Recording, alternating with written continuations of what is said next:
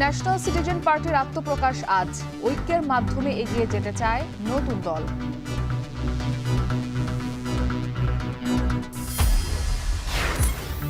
Gas উত্তোলন কূপ বাড়ানোর উদ্যোগ পেট্রোবাংলার। খননে বাড়ানো হচ্ছে বাপেক্সের সক্ষমতা।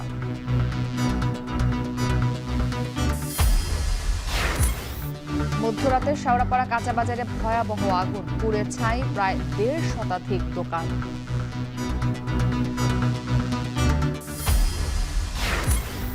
এবং ১ মার্চ মধ্যরাত থেকে ইলিশ ধরায় ২ মাসের নিষেধাজ্ঞা। অভয়াশ্রম রক্ষায় প্রস্তুতি সম্পূর্ণ।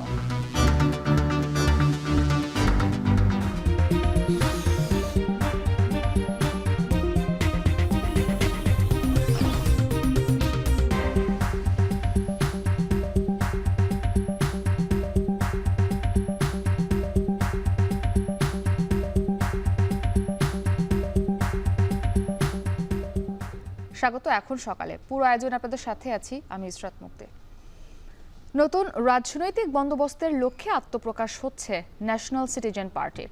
আহ্বায়ক হচ্ছেন নাহিদ ইসলাম ও সদস্য সচিব আখতার হোসেন। প্রধান সমন্বয়কারী হিসেবে থাকছেন নাসির উদ্দিন পাটোয়ারি। উত্তরাঞ্চলের মুখ্য সংগঠক হচ্ছেন সার্জিস আলম ও দক্ষিণাঞ্চলের হাসনাত আবদুল্লাহ। এছাড়াও ঘোষণা করা হবে আর কে কে পাচ্ছেন দলের দায়িত্ব।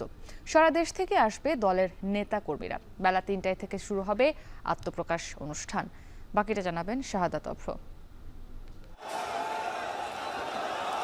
ঐতিহাসিক ৫ আগস্টে এই মানিক মিয়া এভিনিউ পরিণত হয়েছিল জনসমুদ্রে। স্বৈরাচার পতন আন্দোলনে ছাত্র জনতার সেই ঐক্য যেন আরও একবার দেখতে চলেছে বাংলাদেশ। জুলাই চেতনা ও নতুন রাজনৈতিক বন্দোবস্ত গড়ে তুলতে এবার এই ঐক্য ছাত্র তরুণদের নতুন রাজনৈতিক দলকে কেন্দ্র করে। নতুন রাজনৈতিক দলের আত্মপ্রকাশ অনুষ্ঠানে দেশের সকল মানুষকে আমন্ত্রণ জানিয়ে ভিডিও বার্তা দিয়েছেন জাতীয় নাগরিক কমিটির সদস্য সচিব। এ সময় তিনি সকল ধর্মবর্ণের মানুষকে পাশে পাবেন বলেও আশা প্রকাশ করেন। শুক্রবার বিকেল ৩ ঘটিকায় মানিক মিয়া এভিনিউ সংসদ ভবনের আশেপাশের যে জায়গাটা, সেখানেই আনুষ্ঠানিকভাবে আমরা আমাদের যাত্রা শুরু করতে পারবো। আপনাদের সকলের কাছে আহ্বান থাকবে, সারা দেশের যে প্রান্তে আছেন, ঢাকা শহরে বা ঢাকা শহরের বাইরে, আপনারা সকলেই আত্মপ্রকাশ যে অনুষ্ঠান, সেখানে আপনারা অংশগ্রহণ করবেন। যেখান থেকে শেষ সেখান থেকেই শুরু হবে নতুন বাংলাদেশের তারুণ্যের রাজনৈতিক পথ চলা। এরই মধ্যেই জানিয়ে দেওয়া হয়েছে নতুন রাজনৈতিক দলের নাম ন্যাশনাল সিটিজেন পার্টি এনসিপি। দলের আহ্বায়ক হিসেবে দায়িত্ব পাচ্ছেন নাহিদ ইসলাম, সদস্য সচিব আখতার হোসেন, উত্তরাঞ্চলের মুখ্য সংগঠক সার্জিস আলম, দক্ষিণাঞ্চলের মুখ্য সংগঠক হাসনাত আবদুল্লাহ ও প্রধান সমন্বয়কারী নাসির উদ্দিন পাটোয়ারি। এছাড়াও কেন্দ্রীয় কমিটিতে থাকছে ১৫১ জন। শীর্ষ পদ ছাড়াও কে কোন দায়িত্ব পাচ্ছেন তা জানতে আরও কিছু সময় অপেক্ষা। ঐক্যের মাধ্যমে এগিয়ে যেতে চায় নতুন দল, তাই বৈষম্যের শিকার হবে না কেউ, এমন আশ্বাস হাসনাত আবদুল্লাহর কণ্ঠে। নতুন রাজনৈতিক দলে আমরা নানা শ্রেণী পেশার এবং আমরা দেখছি যে বুদ্ধিবৃত্তিক জায়গা থেকে বিভিন্ন শ্রেণী পেশার মানুষ আমাদের জায়গা এই নতুন রাজনৈতিক দলে যুক্ত হচ্ছে। তো সেই জায়গা থেকে অনেকেই যুক্ত হবে, অনেকেই যুক্ত হয়ে চলে যাবে, সেটি রাজনৈতিক প্রক্রিয়ার অংশ। তো এই বিষয়গুলো আমরা চেষ্টা করছি যে এই বিষয়গুলোকে কিভাবে অন্তর্ভুক্তিমূলক করা যায়। আত্মপ্রকাশ অনুষ্ঠানে আমন্ত্রণ জানানো হয়েছে বিভিন্ন রাজনৈতিক দলের নেতা ও বিভিন্ন দেশের কূটনীতিক সহ বিশিষ্ট জনেদের। তাই নিরাপত্তার কমতি থাকছে না বলেও জানান সংগঠকরা। সারা দেশ থেকে প্রায় ১.৫ থেকে ২ লক্ষ মানুষ এখানে কিন্তু উপস্থিত হবে।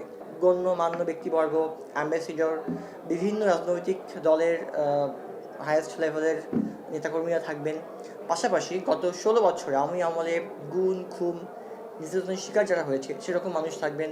আমরা চাই যারা এখানে আসবে তারা যেন খুব নির্বিঘ্নে স্বস্তিদায়কভাবে যেন প্রোগ্রামটাতে যুক্ত হতে পারে এবং এখান থেকে আবার সুন্দরভাবে এক্সিট নিয়ে যেন বাসায় ফিরতে পারে। জনগণের সমর্থনে ও নতুন বাংলাদেশের আকাঙ্ক্ষা পূরণে এই নতুন রাজনৈতিক দল প্রয়োজন হয়ে উঠেছে বলেও জানান অনেকে। মানুষের যে পরিমাণ অভূতপূর্ব সাড়া, এবং মানুষ চাচ্ছিল আপনারা কবে রাজনৈতিক দল হয়ে আসবেন, এবং মানুষের সেই চাওয়া থেকেই আমাদের এই রাজনৈতিক দলের ঘোষণা। গেল বছরের ৫ই আগস্ট ঠিক এই সংসদ ভেঙে দেয় ছাত্র জনতা গণ অভ্যুত্থানের মুখে। সেই ছাত্র জনতা তাদের রাজনৈতিক দলের নাম আত্মপ্রকাশ করবে আজকের এই দিনে, ঠিক সেই সংসদেরই সামনে। আর সেই অপেক্ষাই আছে বাংলাদেশের জনগণ, এমনটাই বলছেন যারা সাধারণ মানুষ আছেন তারা। শাহাদাত অবশ্র এখন ঢাকা। এদিকে মানিক মিয়া এভিনিউয়ে জাতীয় নাগরিক পার্টি এনসিপির অভিষেক অনুষ্ঠান ঘিরে রাতভর চলে ব্যাপক প্রস্তুতি। বৃহস্পতিবার বিকেল থেকে মানিক মিয়া এভিনিউয়ে প্রস্তুতি শুরু হয়। দলটির নেতাকর্মীরা বলছেন, আমন্ত্রিত অতিথির পাশাপাশি প্রায় 3 লাখ মানুষের সমাগম হবে সমাবেশে। শুক্রবার বিধি মেনে সড়কের একটি লেনের যান চলাচল বন্ধ করে মঞ্চ স্থাপন করা হয়েছে। চলাচলের জন্য বিকল্প সড়ক ব্যবহারের অনুরোধ জানানো হয়েছে দলটির পক্ষ থেকে। নিরাপত্তা নিশ্চিতে আইন শৃঙ্খলা রক্ষাকারী বাহিনীর পাশাপাশি কাজ করবে দলটির স্বেচ্ছাসেবীরা। এছাড়া জরুরি স্বাস্থ্যসেবা সুবিধা, ভ্রাম্যমাণ টয়লেট ও সুপেয় পানির ব্যবস্থা রাখা হয়েছে।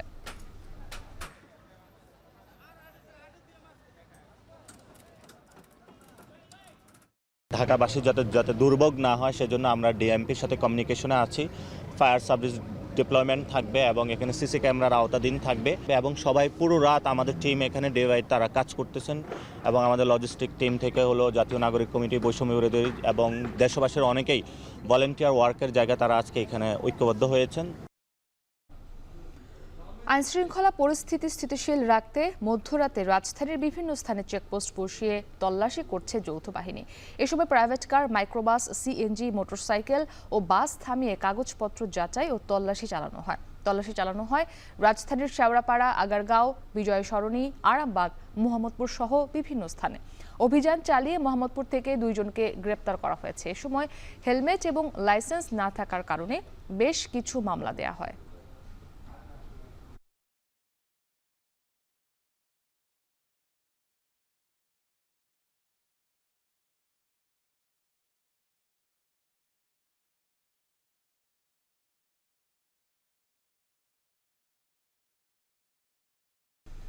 আমদানির দিকে ঝুঁকতে নিজস্ব গ্যাস উত্তোলন করেনি আওয়ামী লীগ সরকার।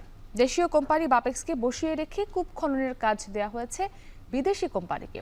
এবার 2 বছরে 150 গ্যাস উত্তোলন কূপ বাড়ানোর উদ্যোগ নিয়েছে পেট্রোবাংলা। পরিকল্পনা নেওয়া হয়েছে খনন যন্ত্রাংশ কেনার। তবে আধুনিক যন্ত্রাংশ কেনার বিকল্প নেই বলে মত জ্বালানি বিশেষজ্ঞদের। মাঝার মাহবুবের প্রতিবেদন। দেশে 15টি গ্যাস ক্ষেত্রের 73টি কূপ উৎপাদনে রয়েছে। 3টি নিজস্ব কোম্পানি খনি থেকে দৈনিক গড়ে উত্তোলন করছে 750 মিলিয়ন ঘনফুট গ্যাস। বিপরীতে বিদেশি কোম্পানি শেভরন একাই উত্তোলন করছে 1150 মিলিয়ন ঘনফুট। বাকি 750 মিলিয়ন এলএনজি মিলে মোট সক্ষমতা 2650 মিলিয়নের কিছু বেশি। গড় ঘাটতি প্রায় 1,500 মিলিয়ন ঘনফুট গ্যাস। পেট্রোবাংলা বলছে, গ্যাস উত্তোলন বাড়াতে ওয়ার্কওভার, উন্নয়ন ও অনুসন্ধান মিলে এবছর তারা কূপ খনন করবে 51টি, আর আগামী বছর আরও 100টি কূপ বাড়ানোর পরিকল্পনা রয়েছে। খননে গতি আনতে বাড়ানো হচ্ছে বাপেক্সের সক্ষমতা।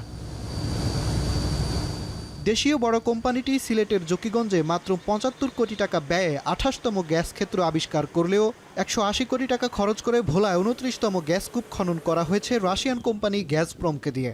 এদিকে বাপেক্সের সক্ষমতা ঠেকে আছে মাত্র 113 মিলিয়ন ঘনফুটে। প্রতিষ্ঠানটির 5টি রিগের মধ্যে প্রতিষ্ঠাকালীন সময় কেনা একটি ব্যবহারের অযোগ্য, আর বাকি 4টির মধ্যে একটি দুর্বল। কর্মক্ষম 3টি রিগের একটি ব্যবহারই করেনি আওয়ামী লীগ সরকার। পেট্রোবাংলা বলছে, বাপেক্সের সক্ষমতা বাড়াতে আগামী 1 বছরের মধ্যে ভারী ও মাঝারি সক্ষমতার আরও 2টা রিগ কিনবে তারা। আমাদের রিগের সংখ্যা 6টা হবে। আমরা আরও 5 থেকে 7টা কূপ আমরা 26 থেকে ওয়ার্ক ওভারের জন্য এই বছর নিয়ে আসছি। আমাদের এই প্রকল্পটা সবুজ তালিকাভুক্ত হলো, তার মানে আমরা আরেকটা রিগ খুব অচিরেই, আপনি ধরতে পারেন যে উইদিন 4-5 মান্থস আমরা আশা করি কিনে ফেলতে পারবো। জ্বালানি বিশেষজ্ঞরা বলছেন, সংকট মেটাতে গ্যাস উত্তোলনের সক্ষমতা বাড়ানোর বিকল্প নেই। তবে বিদেশি কোম্পানিগুলোর সঙ্গে প্রতিযোগিতায় টিকতে হলে গভীর কূপ খনন সক্ষমতার রিগ কেনার বিকল্প নেই বলেও মনে করেন তারা। 2000 হর্স পাওয়ারের বিজয় 10 রিগ, সেটা এখন যে জামালপুরে গেছে, সেটা 3113 মিটারে যে স্টাক পাইপ করছে। স্টাক পাইপ করার পর পাইপ ছুটাইতে পারে নাই, তারা 100 মিটার পাইপ কেটে উপরে চলে আসছে। স্টাক পাইপ হলে রিজার্ভারটা নষ্ট হয়ে যায় এবং ওই কূপ দিয়ে গ্যাস উত্তোলন হয় না। যেমন সিলেট 10-এ স্টাক পাইপ হয়েছে, সিলেট 9-এ স্টাক পাইপ হয়েছে, ঠিক আছে। এখন যেটা আমাদের একটু পাওয়ারফুল রিগ প্রয়োজন। গ্যাসের সংকট মেটাতে 2018 সালে এলএনজি আমদানিতে বড় চুক্তিতে যায় আওয়ামী লীগ সরকার। ফলে 2021 সালে 6 বছরে 46টি কূপ খননের পরিকল্পনা নেওয়া হলেও 5 আগস্টের আগ পর্যন্ত খনন করা হয়েছে মাত্র 9টি। জাতীয় গ্রিডে গ্যাস যুক্ত হয়েছে লক্ষ্যমাত্রার 9%, ঘাটতি মিটেছে মাত্র 1.5%। মাঝার মাহবুব, এখন ঢাকা। রাজধানীর মিরপুরের শেওড়াপাড়া কাঁচা বাজারে ভয়াবহ আগুনের ঘটনা ঘটেছে। এতে ওই বাজারের প্রায় 1.5 শতাধিক দোকান পুড়ে ছাই হয়ে গেছে। পরে ফায়ার সার্ভিসের সদস্যদের 45 মিনিটের চেষ্টায় আগুন নিয়ন্ত্রণে আসে। তাৎক্ষণিকভাবে আগুনের সূত্রপাত ও ক্ষয়ক্ষতির পরিমাণ জানা যায়নি। আসিফ ইকবালের প্রতিবেদন। 9 লক্ষ টাকার খেজুরি আছিল, প্রায় 3 লাখ টাকার ফল আছে, প্রায় মোটামুটি 12-13 লাখ টাকার মতো শেষ। আলামিন মিয়া রমজান মাস উপলক্ষে দোকানে তুলেছিলেন 2 টন খেজুর। আগুনে এখন সব শেষ, উদ্ধার করতে পারেননি ক্যাশ বক্সে রাখা দলিল আর নগদ টাকাটুকু। এমন অবস্থা রাজধানীর শেওড়াপাড়া বাসস্ট্যান্ড সংলগ্ন কাঁচা বাজারের প্রায় 1.5 শতাধিক ব্যবসায়ীর। এখানে ছিল চিরামুড়ি, ফল, মাছ, মুরগি ও কাঁচামালের দোকান। বৃহস্পতিবার দিবাগত রাতের আগুনে এখন সর্বশান্ত সবাই। এরকম ভাবে আগুন জ্বলতেছে প্রথম দোকান থেকে, আমাদের এই দোকান থেকে, এটা থেকে ভিতরে টোটাল 7টা দোকান, আমাদের 7টা দোকান থেকে এখন 10টা পয়সা জিনিস বার করতে পারেনি। রমজান উপলক্ষে এবং আগামীকালকে শুক্রবার শনিবারকে সবাই একটা লক্ষ্যমাত্রা ছিল যে ঈদের রোজার আগের দিন, আর মানে কালকে শুক্রবার ছিল, কালকে বিক্রি হবে বা পরশু শনিবার, এই লক্ষ্য নিয়ে মানুষ সবাই দোকানে মাল উঠাইছে। কিন্তু দেখা গেছে কি এখন একটা বিন্দু, এক মুঠ চাউল বা একটা কিছু যে বাইর করার মতো কারো কোনো ক্ষমতা ছিল না। এমনভাবে মানে দাও দাও করে আগুন জ্বলছে।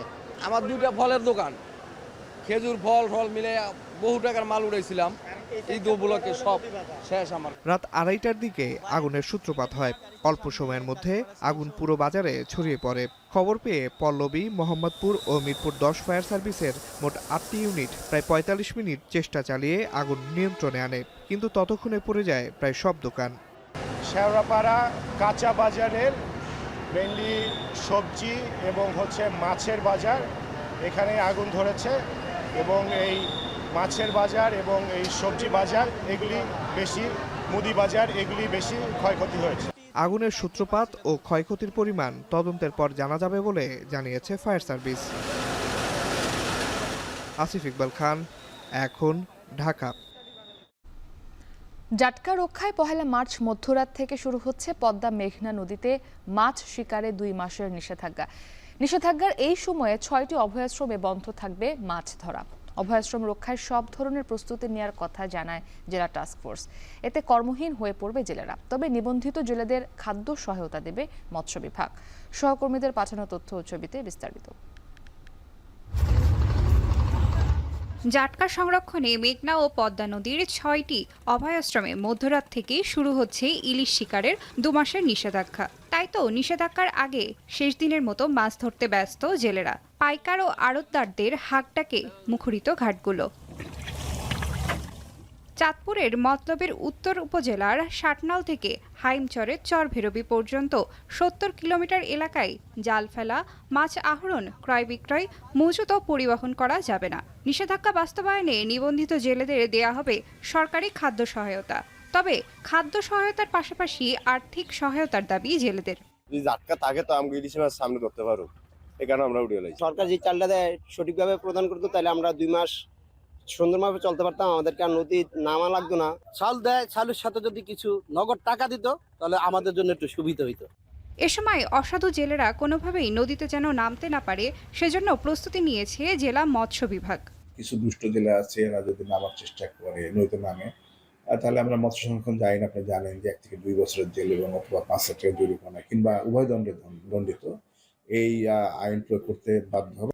একই সময়ে ভোলার মেঘনায় 90 কিলোমিটার ও তেতুলিয়া নদীর 100 কিলোমিটারেও বন্ধ থাকবে মাছ ধরা। কর্মহীন দিন কাটবে লাখ লাখ মৎস্যজীবীদের। বিকল্প কর্মসংস্থান ও পর্যাপ্ত সাহায্য ছাড়াই দীর্ঘ সময়ের এমন অভিযান ঘিরে জেলেপল্লীতে বিরাজ করছে হতাশা।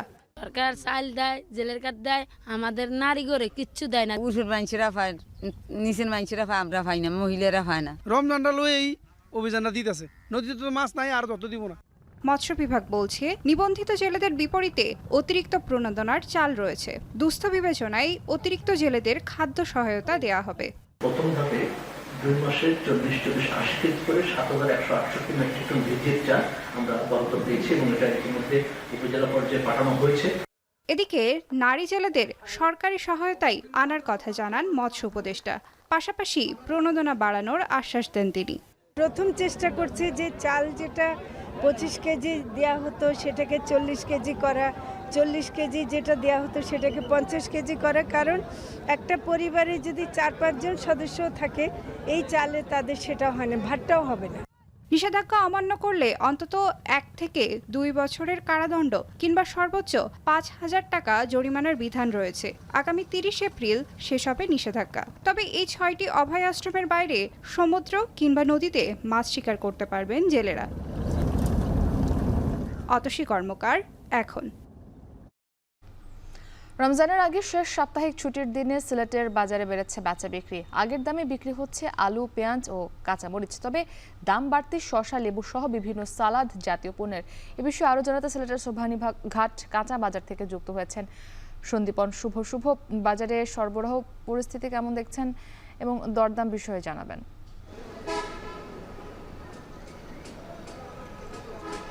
মুক্তি, প্রথমে আপনাকে শুভ সকাল জানাচ্ছি। আর আগামীকাল রমজান মাসের প্রথম দিন হওয়ার কথা রয়েছে এবং রমজান মাসের ঠিক আগ মুহূর্তে সিলেটের বেশ কয়েকটি সবজির বাজারের কিন্তু স্বস্তি রয়েছে। তবে লেবু এবং শসার ক্ষেত্রে কিন্তু অনেকটাই দাম বেড়ে যাওয়ায় ক্রেতাদের মধ্যে অস্বস্তি রয়েছে। বিশেষ করে লেবুর দামের কথা বলতেই হয়। লেবু কিন্তু আজকে বাজারে 80 থেকে 100 টাকা পর্যন্ত হালি দরে বিক্রি হচ্ছে এবং আকার এবং মান ভেদে কিন্তু এটি যদিও অনেকাংশে 50 টাকায় পাওয়া যাচ্ছে, তবে বেশিরভাগ ক্ষেত্রে কিন্তু হালি প্রতি 80 টাকায় বিক্রি হচ্ছে। এর পাশাপাশি যদি আমি শসার কথা বলি, শসাও কিন্তু গত সপ্তাহ ব্যবধানে 10 টাকা পর্যন্ত কেজি দরে বেড়ে গেছে। সেটি আজকের বাজারে কিন্তু 50 টাকা বিক্রি হচ্ছে এবং খুচরা বাজারে কোনো কোনো জায়গায় কিন্তু 60 থেকে 65 টাকা পর্যন্ত বিক্রি হচ্ছে। এর পাশাপাশি যদি আমি বলি যে দেশি পেঁয়াজের কথা, দেশি পেঁয়াজের দাম কিন্তু স্থিতিশীল রয়েছে। আলুর দামও মোটামুটি স্থিতিশীল রয়েছে। ফুলকপি, বাঁধাকপির দামও স্থিতিশীল রয়েছে। আজকের বাজার দর যদি আমি আপনাকে আরেকটু জানিয়ে রাখি, সেক্ষেত্রে আলুর কিন্তু 18 থেকে 20 টাকা কেজিতে বিক্রি হচ্ছে পাইকারি বাজারে এবং সেটি খুচরা বাজারে কিন্তু 25 থেকে 30 টাকা পর্যন্ত বিক্রি হচ্ছে। এর পাশাপাশি দেশি পেঁয়াজও কিন্তু প্রায় একই দরে বিক্রি হচ্ছে, 20 থেকে 22 টাকা পাইকারি দরে বিক্রি হচ্ছে, সেটি খুচরা বাজারে 28 থেকে 30 টাকা পর্যন্ত বিক্রি হচ্ছে। এর পাশাপাশি যদি ফুলকপির কথা বলি, ফুলকপি কিন্তু 20 টাকা কেজি দরে বিক্রি হচ্ছে পাইকারি বাজারে এবং খুচরা বাজারে সেটি বেড়ে গিয়ে 25 থেকে 30 টাকায় বিক্রি হচ্ছে। এর পাশাপাশি আমি যদি কাঁচামরিচের কথা বলি, কাঁচামরিচের দাম, ধনেপাতার দাম দুটি কিন্তু 40 টাকা কেজি দরে পাইকারি বাজারে বিক্রি হচ্ছে, যেটি খুচরা বাজারে 50 থেকে 55 টাকায় বিক্রি হচ্ছে।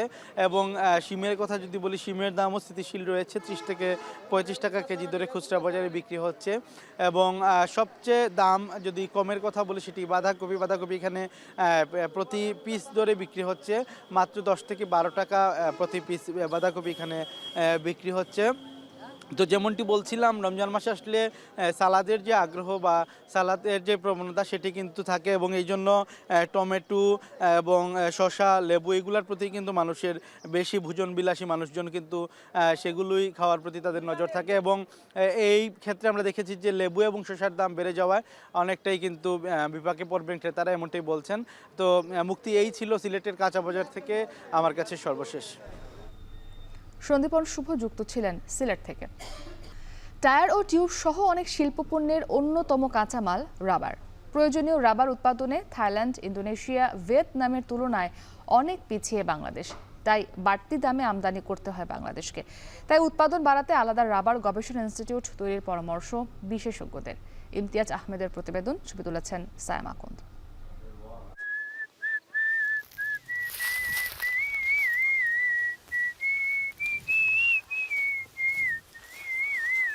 সন্তোষপুর রাবার বনের মাটির রাস্তায় ঘোড়াগাড়ি নিয়ে দুই গাড়িয়াল বন্ধু জলিল আর আলালের ছুটে চলা প্রায় 2 যুগেরও বেশি সময়।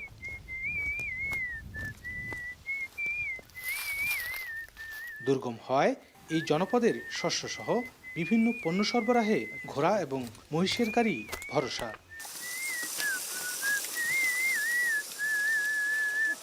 আগে কাঠের চাকায় ঘোড়া গাড়িগুলো চললেও এখন চলে গাড়ির ফেলে দেয়া পুরনো টায়ারে। বছরে অন্তত দুবার বদলাতে হয় চাকার জোড়া। তবে আগের থেকে প্রতি চাকায় দাম বেড়েছে 4 থেকে 500 টাকা। বাড়তি দামে বেকায়দায় এখানকার বেশিরভাগ গাড়িয়াল।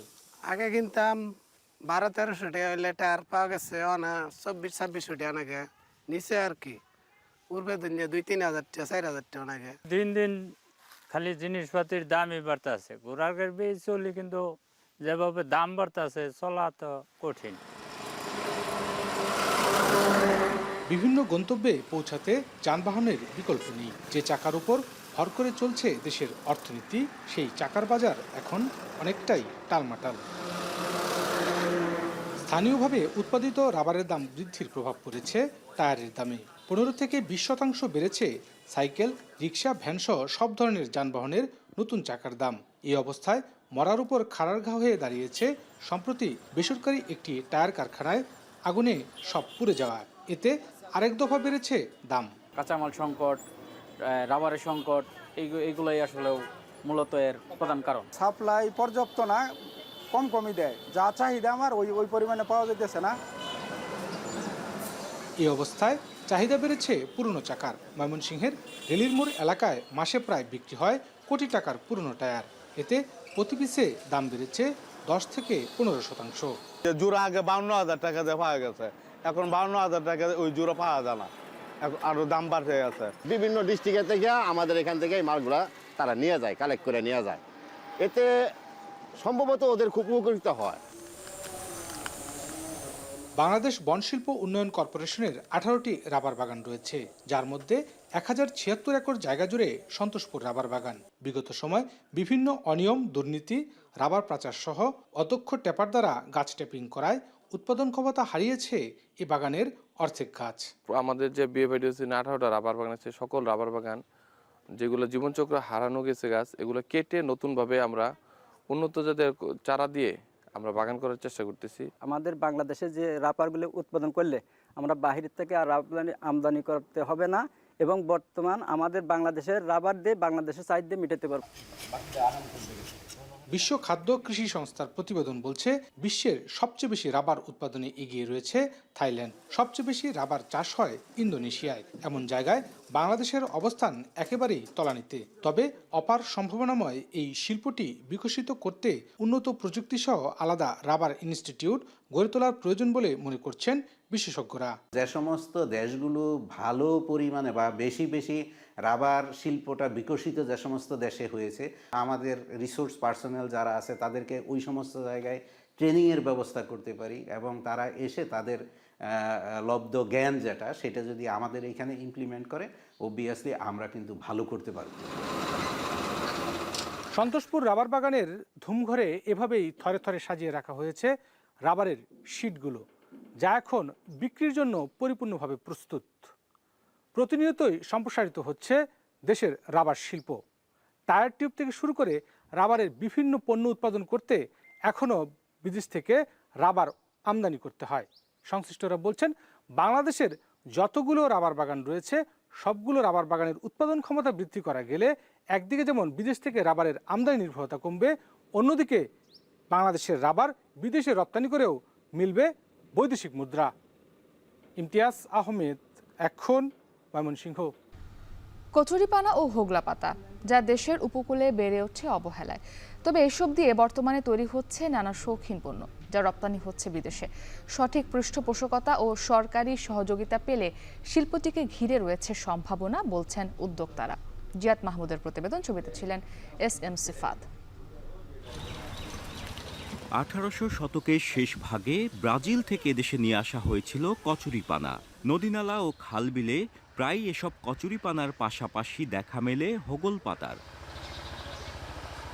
অতীতে এসব কচুরিপানা ও হোগল পাতা আগাছা হিসেবে গণ্য করা হলেও এখন এসব দিয়ে তৈরি হচ্ছে মূল্যবান শৌখিন পণ্য, যা দেশের গণ্ডি পেরিয়ে রপ্তানি করা হচ্ছে ইউরোপের বিভিন্ন দেশে।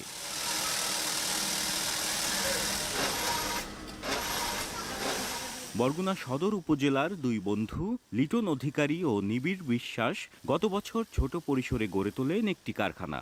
নারীদের কর্মসংস্থান সৃষ্টির পাশাপাশি এ উদ্যোগ দেশীয় শিল্পকে তুলে ধরছে বিশ্ব দরবারে। এই জায়গায় এই ফ্যাক্টরি হওয়ার পর বেতন পাই তো ভালো সংসার চলে। আমরা যে পণ্য তৈরি করি তারা এসব বিদেশের লোক সবাই ব্যবহার করে, আমাদের কাজ করে খুব আনন্দ। আমাদের বাংলাদেশে তেমন মানুষ করে না, এগুলা বাহির দেশে চলে যায়। বিভিন্ন মেলা ও প্রদর্শনীতে দর্শনার্থীদের আকৃষ্ট করছে এসব শৌখিন পণ্য। শিক্ষার্থী, উদ্যোক্তা সহ নানা শ্রেণী পেশার মানুষ মুগ্ধ হচ্ছেন নিখুঁত কারুকাজে। দেখে আসলে খুব ভালো লাগলো, ইউনিক একটা কিছু। আর সব মিলিয়ে এটা মাথায় পরেও কিন্তু অন্যরকম একটা আরাম অনুভব হয়। কোরিয়ান, জাপান এরা কিন্তু এই টাইপের পণ্যগুলো খুব বেশি ব্যবহার করে, তাহলে ওই দেশগুলো যদি ব্যবহার করতে পারে তাহলে জিনিসটা আরো সুন্দর হবে আমাদের জন্য। কিন্তু এটা এমন একটা এগুলো যেহেতু বেশিরভাগই এক্সপোর্ট ওরিয়েন্টেড একটা প্রোডাক্ট, সেহেতু এটার বাজারে কোনো সমস্যা নাই, ভালো মূল্য পাবে। এ শিল্পকে ঘিরে সম্ভাবনা থাকায় বাজারজাতকরণ সহজতর করার পাশাপাশি নানা পদক্ষেপের কথা জানান বিসিক কর্মকর্তা ও জেলা প্রশাসক। কাঁচামালগুলো আমাদের ছড়িয়ে ছিটিয়ে আছে, যেগুলো অ্যাভেলেবেল, যেগুলোকে আমরা এখন ওইভাবে কাজে লাগাতে পারছি না, সেগুলোকে যদি আমরা আসলে কাজে লাগাতে পারি এবং কাজে লাগিয়ে আমরা যদি একদম প্রান্তিক পর্যায়ে উৎপাদনের সাথে যুক্ত করতে পারি, তাহলে অবশ্যই এগুলোর আসলে ব্যাপক চাহিদা তৈরি হবে। প্রতি মাসে বরগুনা হ্যান্ডিক্রাফট থেকে কচুরিপানা ও হোগল পাতা দিয়ে তৈরি 15 থেকে 16 হাজার নান্দনিক পণ্য রপ্তানি হয় বিদেশে, যা বিক্রি করে তাদের মাসিক আয় প্রায় 4 লাখ টাকা। জিয়াদ মাহমুদ, এখন বরগুনা। যে ভাষায় একদিন গাঁথা হয়েছে অসংখ্য লোকগীতি, পালাগান আর সাহিত্যকর্ম, কালের বিবর্তনে কিশোরগঞ্জের আঞ্চলিক সেই ভাষা হারাতে বসেছে তার ঐতিহ্য। আধুনিকতার ছোঁয়ায় নড়বড়ে হয়েছে এ ভাষার ভিত। বিশেষজ্ঞরা বলছেন, আঞ্চলিক ভাষা টিকিয়ে রাখতে প্রয়োজন সংস্কৃতি চর্চা ও যথাযথ সংরক্ষণ। মশিউর কায়েসের প্রতিবেদন। নাম খোকন বয়াতি, বাড়ি কিশোরগঞ্জ, কাজ করেন পালাগান নিয়ে। আধুনিক এই যুগে খোকন বয়াতিরাই ধরে রেখেছেন আঞ্চলিকতার হাল। তার কাছে শুনবো কিশোরগঞ্জের আঞ্চলিক ভাষার গান। কিশোরগঞ্জের পুরান তাহানার পুরানতে তুই আমারে আইনা দে। এরম কইরায় খোকন বয়াতির লাগান আতে গোনা কয়টা মানুষ ধরে রাখছে কিশোরগঞ্জের আপন ভাষাটারে। চালায়া যাইতেছে সংগ্রাম। কি আছে এই ভাষাটার ভিতরে, কইতে আইছে এই ভাষা, আজ আপনারা হুনায়াম এই কিচ্ছাটাই। খোকন বয়াতি চম্পাবতী, চন্দ্রাবতীর পালায় খোঁজেন কিশোরগঞ্জের মাটির গন্ধ। বয়াতির গানের টানে ওতলা হয়ে ওঠে শ্রোতার মন। যে গান বহন করে মানুষের কথা, কিন্তু সময়ের সাথে যেন তার সুর বদলাচ্ছে। আঞ্চলিক ভাষায় ধীরে ধীরে প্রবেশ করছে আধুনিকতা। তবুও বিভিন্ন এলাকা ঘুরে এই ভাষাকে বাঁচিয়ে রাখার চেষ্টা তার। এই ভাষাটা টিকা রাখার জন্য আমাদের মতো, আমরার মতো যে কয়েকজন আমরা আছিও অনো দেয়া যদি সরকার বা কোনো মিডিয়া কাজ করায় ঘন ঘন, তাইলে এই ভাষাগুলি থাকবো। অঞ্চল ভিত্তিক ভাষার মধ্যে বরিশাল, চট্টগ্রাম, রাজশাহী, নোয়াখালীর সাথে উঠে আসে বৃহত্তম ময়মনসিংহের ভাষা। ময়মনসিংহ, কিশোরগঞ্জ, নেত্রকোনা, জামালপুর এলাকার স্থানীয় ভাষায় অন্যরকম এক রস আছে। বাংলা সাহিত্যের রান্নাঘরের শোভা বাড়িয়েছে এই ভাষা। জেলার এমন অনেক উপজেলা আছে যেখানে আঞ্চলিক ভাষার ভেতরেও রয়েছে নানা ভাগ। যেমন হাওর উপজেলা অষ্টগ্রামের স্থানীয় বাসিন্দারা নিজস্ব এক ভাষায় কথা বলেন, যা স্থানীয়ভাবে পরিচিত চহুম ভাষা নামে। কিশোরগঞ্জের ভাষা কখন বা কিভাবে এসেছে তা নিয়ে নির্দিষ্ট কোনো ধারণা পাওয়া যায়নি। তবে এই অঞ্চল ছিল হাজরাদি পরগনার আসাম কামরূপ রাজ্যের অন্তর্ভুক্ত। সে সময় কোচ হাজং সামন্তরা চালাতো এই এলাকা। তখন থেকেই আদি জনগোষ্ঠীর ভাষা ও তাদের ভাষার মিশ্রণ ঘটে। পরবর্তীতে যার সাথে যোগ হয় বিভিন্ন সময় আসা মুসলিম ধর্মপ্রচারক ও বণিকদের ভাষা। ইংরেজিও না, বাংলাও না, আঞ্চলিকও না, প্রমিত না, একটা খিচুড়ির মহাখিচুড়ি হয়ে যাবে। জেলা পর্যায়ে অথবা উপজেলা পর্যায়ে আঞ্চলিক ভাষার গবেষণা কেন্দ্র করা যায় এবং বিশেষ ব্যক্তিদের মাধ্যমে যদি কমিটি গঠন করে এটার উদ্যোগ নেওয়া যায়, তাহলে হয়তো এটা টিকে থাকবে। সাহিত্যিক ডক্টর দীনেশ চন্দ্র সেন তার ময়মনসিংহ গীতিকায় এই ভাষার অনেক মজার বিষয় তুলে ধরেছিলেন। ডক্টর সেন হারানো গীতিকা সম্পদকে উদ্ধার করে ইংরেজিতে অনুবাদ করে সারা দুনিয়ায় এই অঞ্চলকে পরিচিত করেছেন। তার ৪৪টি গীতিকার ভেতর ৩০টি পূর্ব ময়মনসিংহের। এছাড়া কিশোরগঞ্জের মেয়ে বাংলা সাহিত্যের প্রথম মহিলা কবি চন্দ্রাবতীর দস্যু কেনারামের পালা বা মলুয়ার মতো অমর কিছু সৃষ্টি শক্ত করেছে বাংলা সাহিত্যের ভিত। হালের জনপ্রিয় অভিনয় শিল্পীদের মুখেও এ জেলার আঞ্চলিক রস ফুটে ওঠে। মাইরালছে, বিপদ পড়ছে, মাইরালছে, এই যে জিনিসগুলো অন্তর থেকে আমার মনে হয় যে অন্তর থেকে বের হয়ে আই। এই জন্য মানে আমার কাছে মনে রসবোধ, এবং এটা রসবোধ আছে দেখাই এখন মিডিয়াতে খুবই জনপ্রিয় বিভিন্ন নাটক বলা হইতেছে। বর্তমান যুগের তরুণদের মাঝে পশ্চিমা শিক্ষার প্রভাব বাড়ার সাথে সাথে কমতে শুরু করেছে আঞ্চলিক ভাষাপ্রীতি। প্রমিত ভাষায় কথার চর্চায় তারা ভুলতে বসেছে আঞ্চলিকতার ফোড়ন।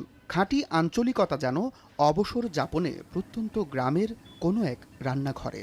যার যার আঞ্চলিক ভাষা সে যদি এটা কথা কয় তাহলে হ্যাঁ খুব সুন্দর করে সাবলীলভাবে হ্যাঁ কথা কইতে পারবো। এখন কেউ যদি আমাদেরকে কিছু জিজ্ঞাসা করে আমরা আসলে আঞ্চলিক ভাষায় কইতে গেলে লজ্জা পাই, যেটা আসলে খুব দুঃখজনক। ভাষা বিশেষজ্ঞরা বলছেন এই ভাষা যাতে হারিয়ে না যায় তার জন্য প্রয়োজন তরুণদের মাঝে এই ভাষার চর্চা। মশিউর কায়েস, এখন কিশোরগঞ্জ। আমলাতান্ত্রিক জটিলতায় শুরু হচ্ছে না ঝালকাঠির ধানসিঁড়ি নদীর তীরে সোয়া ২ কোটি টাকা ব্যয়ে নির্মিত কবি জীবনানন্দ দাশ সংগ্রহশালা ও পাঠাগারটির কার্যক্রম। নবনির্মিত এই স্থাপনাটি তালাবদ্ধ থাকায় দর্শনার্থী এবং পর্যটকরা হতাশ হয়ে ফিরে যাচ্ছেন। জেলা প্রশাসন বলছে এ বিষয়ে ব্যবস্থা নেয়ার জন্য পানি উন্নয়ন বোর্ডে চিঠি পাঠানো হয়েছে। আল আমিন তালুকদারের প্রতিবেদন।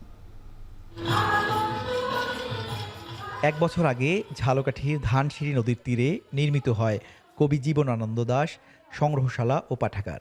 সাহিত্য চর্চা, পর্যটকদের বিশ্রাম এবং বিনোদনের জন্য নির্মাণ করা হয় দৃষ্টিনন্দন স্থাপনাও।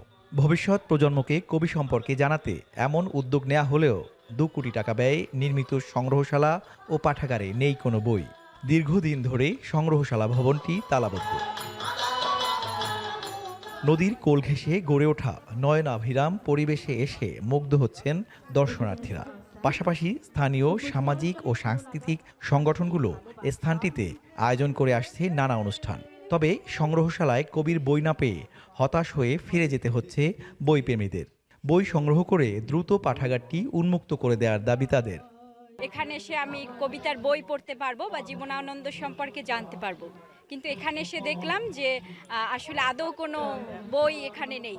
যারা আসে এখানে তারা হতাশায় ভুগে, কারণ তার বইগুলো এখনো সংরক্ষণ করা হয়নি। যদি সংগ্রহশালাটি চালু করা হয়, বিভিন্ন দেশের মানুষ এখানে আসবে, কবি জীবনানন্দ দাশ সম্পর্কে জানবে, পড়বে। কবি, সাহিত্যিক, সাংস্কৃতিক কর্মী আমরা আড্ডা দিতে পারতাম, কিন্তু দুঃখের বিষয় এটি হয়েও এখনো বন্ধ হয়ে আছে লাল ফিতার দৌরত্বে। সংগ্রহশালাটি বাস্তবায়নের দায়িত্বে রয়েছে পানি উন্নয়ন বোর্ড। পাঠাগার উন্মুক্তের বিষয়ে ঊর্ধ্বতন কর্তৃপক্ষকে জানানো হয়েছে বলছে পানি উন্নয়ন বোর্ডের কর্মকর্তারা। আর নির্দেশনা পেলে ব্যবস্থা নেয়ার আশ্বাস জেলা প্রশাসকের। আমাদের যেহেতু রক্ষণাবেক্ষণ করার জন্য পর্যাপ্ত বাজেট বা জনবল নাই, এজন্য আমরা একটা প্রস্তাবনা পাঠাই। প্রস্তাবনার প্রেক্ষিতে এখনো কোনো সিদ্ধান্ত পাওয়া যায় নাই। সিদ্ধান্ত পাওয়া গেলে আমরা যথাযথ কর্তৃপক্ষের মাধ্যমে হস্তান্তর করে এটা চালু করার ব্যবস্থা নেব। আমরা পানি উন্নয়ন বোর্ডে একটা চিঠি লিখেছি, সেখান থেকে কি রেসপন্স পাওয়া যায় সেটা আমরা দেখব। আর এর পূর্বে এটা রাজাপুর উপজেলা পরিষদ থেকেই এটা বর্তমানে ম্যানেজমেন্ট করা হচ্ছে সাময়িকভাবে। সব জটিলতা কাটিয়ে শিগগিরই পাঠাগারটি সবার জন্য উন্মুক্ত করা হবে, এমনটাই প্রত্যাশা রয়েছে। আল আমিন তালুকদার, এখন ঝালকাঠি। এবারে আন্তর্জাতিক প্রসঙ্গ। কিয়েভকে মস্কোর বিরুদ্ধে নিরাপত্তা দেবে যুক্তরাষ্ট্রের সঙ্গে ইউক্রেনের খনিজ চুক্তি। হোয়াইট হাউসে ব্রিটিশ প্রধানমন্ত্রী কিয়ার স্টারমারের সঙ্গে বৈঠকে এই কথা জানিয়েছেন মার্কিন প্রেসিডেন্ট ডোনাল্ড ট্রাম্প। বৈঠক শেষে কথা বলেন দুই নেতা। রুশ প্রেসিডেন্ট ভরসাযোগ্য ব্যক্তি কি না সাংবাদিকদের এমন প্রশ্নে পুতিনের ওপর বিশ্বাস রেখে বিষয়টি যাচাই করার আহ্বান জানান ট্রাম্প। অন্যদিকে স্টারমার বলেন, ইউক্রেন ও রাশিয়ার মধ্যে শান্তি প্রতিষ্ঠার ক্ষেত্রে আগ্রাসনকারীকে পুরস্কৃত করা ঠিক হবে না। এদিকে দ্বিপক্ষীয় বাণিজ্য চুক্তির বিষয়ে আলোচনার কথা জানিয়েছেন দুই নেতা।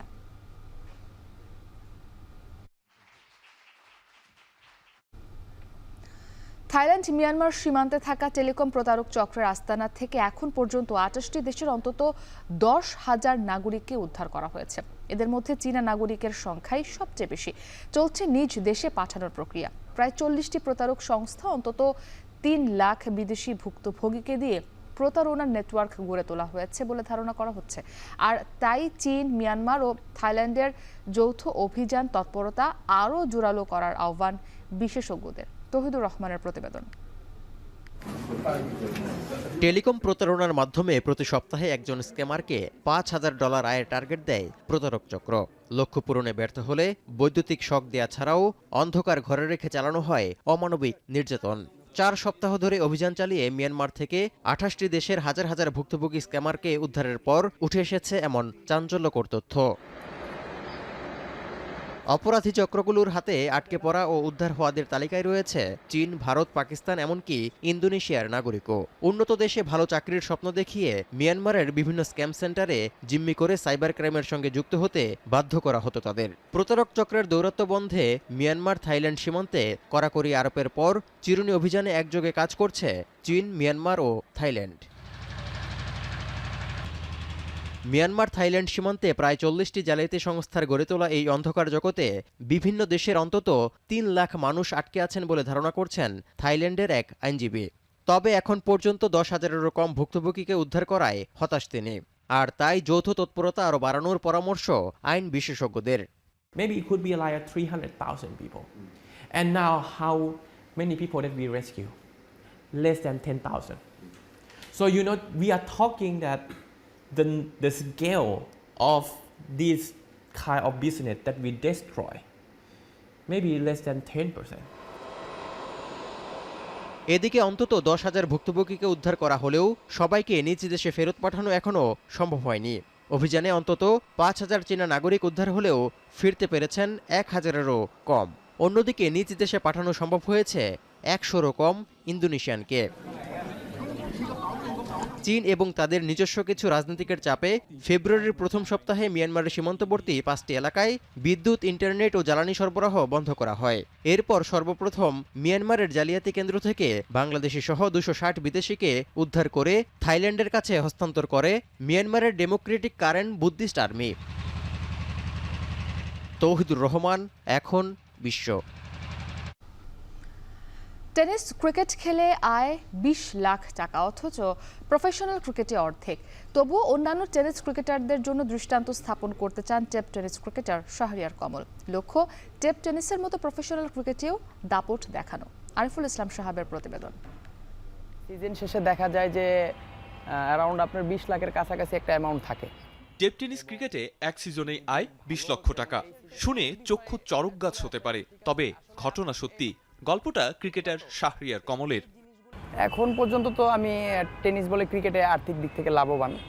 এখন এই প্রথম বছর ঢাকা প্রিমিয়ার ডিভিশন আমি আবাহনীর মতো টিমে খেলার সৌভাগ্য অর্জন করেছি। বাট আমার কাছে তো টেপ টেনিসে এখন পর্যন্ত আমি মনে করি যে আমার টেপ টেনিসে আয়টা বেশি, অনেক টাকা আয় হচ্ছে। বিভিন্ন ম্যাচে বিভিন্ন রেট থাকে। কিছু ম্যাচ আছে যে আমাকে 40,000 টাকা পেমেন্ট করে একটা খেলায়, এমনও ম্যাচ আছে। আবার কিছু ম্যাচ আছে আমি 20,000 টাকাও খেলি। সিজনটা আপনার সর্বোচ্চ 2 থেকে 2.5 মাস থাকে। এখন টেপ টেনিসের ভিউ বাড়াতে, আপনার ফোকাস বাড়াতে খেলাও বাড়তেছে, সারা বছরই খেলা থাকতেছে। অবশ্য টেপ টেনিস থেকে ক্রিকেট বল, দুই ঘরানোর ক্রিকেটেই দাপিয়ে বেড়াচ্ছেন শাহরিয়ার কমল। টেপ টেনিস ক্রিকেট অঙ্গনে খ্যাতির শীর্ষে থাকলেও প্রফেশনাল ক্রিকেটে অনেকটা আনকোড়া তিনি। তবে লক্ষ্যে অবিচল থেকে আর পারফর্ম করেই এবার ডিপিএলে জায়গা করে নিয়েছেন শীর্ষ ক্লাব আবাহনীতে। আমি চেষ্টা করেছি উপরের যে ব্যাটিং পজিশনটা, সেখানে কিছু ইয়াংদের সংমিশ্রণ কীভাবে করা যায়। সঙ্গে কোমল যেহেতু কিপিং করে, সেটা আমাকে এক্সট্রা বেনিফিট দিয়েছে। কারণ গত 2 বছর কিন্তু সিটি ক্লাবে ভালো ক্রিকেট খেলেছে কমল, হয়তো অনেকের নজরে আসেনি। স্বাভাবিকভাবে আমি সিলেক্টেড থাকার কারণে হয়তো কিছু কিছু জায়গায় সেই জিনিসগুলো আমার নজরে এসেছে। নিশ্চিতভাবেই কমল হয়তো এত বড় দলে গিয়ে খেলেনি, বাট পারফর্মার হিসেবে কিন্তু ছোট দলেও পারফর্ম করেছে। টেনিস থেকে ক্রিকেট বলে আসার প্রক্রিয়াটা মসৃণ ছিল না কমলের। কেন, সেই কারণটাও জানিয়েছেন। পাশাপাশি চ্যালেঞ্জ থাকলেও আগামী লক্ষ্যে অবিচল কমল। প্রিমিয়ার লিগে প্রথম 2 বছরে আমাকে 3টা গেম খেলানো হয়েছে। তারপর আমাকে একটা টিম পিক করছে অল্প টাকায়, আমাকে গেম দিছে 5টা, আমি ভালো খেলছি। এইভাবেই চলে আসে। আমার জার্নিটা কিন্তু এত ইজি ছিল না, অনেক টাফ ছিল। আমি সুযোগ কম পাইছি, বাট আমি যতটুকু সুযোগ পাইছি এটা কাজে লাগানোর চেষ্টা করছি। কিন্তু প্রত্যেকটা প্লেয়ারের এই লাকটা ফেভার করবে না, হয়তো সুযোগ দিতে হবে। নিচের লেভেল থেকে প্লেয়ার উঠে আনতে হলে আনকমন ট্যালেন্টগুলো চিনে ওগুলো নিয়ে আলাদা কাজ করতে হবে, এই বিষয়টা দৃষ্টি রাখা উচিত। পারিশ্রমিকের তুলনা করলে টেনিসের তুলনায় সিজনে কমলের আয় অর্ধেক, তবুও সেটা আবাহনীর মতো সর্বোচ্চ ক্লাবে আসার পরও কমল অবশ্য এই আর্থিক ক্ষতিটা বিনিয়োগ করছেন বড় স্বপ্ন থেকেই, কারণ টেনিস থেকে প্রফেশনাল ক্রিকেটে ক্যারিয়ার গড়ার দৃষ্টান্ত স্থাপন করতে চান শাহরিয়ার কমল। আরিফুল ইসলাম সাহাব, এখন, ঢাকা। চ্যাম্পিয়ন্স ট্রফিতে আজ অস্ট্রেলিয়ার মুখোমুখি হবে আফগানিস্তান। দু দলের ম্যাচটি শুরু হবে দুপুর 3টায়। এই মুহূর্তে 3 পয়েন্ট নিয়ে বি গ্রুপের 2 নম্বর অবস্থান করছেন অজিরা। আফগানদের হারাতে পারলে সেমিফাইনালে উঠে যাবে স্টিভ স্মিথরা, তবে হারলে তাকিয়ে থাকতে হবে ইংল্যান্ড দক্ষিণ আফ্রিকা ম্যাচের দিকে। আর হাশমাতুল্লাহ শাহিদীদের শেষ 4 নিশ্চিত করতে হলে জয়ের কোনো বিকল্প নেই। ইতিমধ্যে শক্তিশালী দল ইংল্যান্ডকে হারিয়ে 2 পয়েন্ট নিয়ে টেবিলের 3-এ আছে যুদ্ধবিধ্বস্ত দেশটি। বি গ্রুপে অস্ট্রেলিয়া, আফগানিস্তান ছাড়াও দক্ষিণ আফ্রিকার সেমিফাইনালে ওঠার সুযোগ রয়েছে। এখন সকাল শেষ করার আগে শিরোনামগুলো আরও একবার। ন্যাশনাল সিটিজেন পার্টির আত্মপ্রকাশ আজ। ঐক্যের মাধ্যমে এগিয়ে যেতে চায় নতুন দল।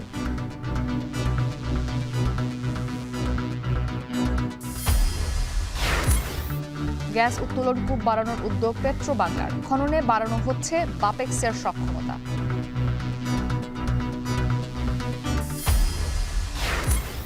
মধ্যরাতে শেওড়াপাড়া কাঁচা বাজারে ভয়াবহ আগুন, পুড়ে ছাই প্রায় 1.5 শতাধিক দোকান।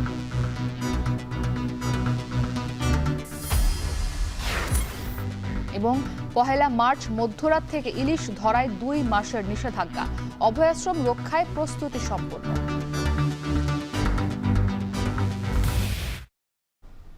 এই ছিল এখন সকালের আয়োজনে। এখন টেলিভিশন ওয়েবসাইটে দেখতে ভিজিট করুন এখন.tv। এছাড়া ফেসবুকে দেখুন facebook.com/tv.এখন। এছাড়া ইউটিউবে দেখতে ভিজিট করুন youtube.com/c/এখন.tv।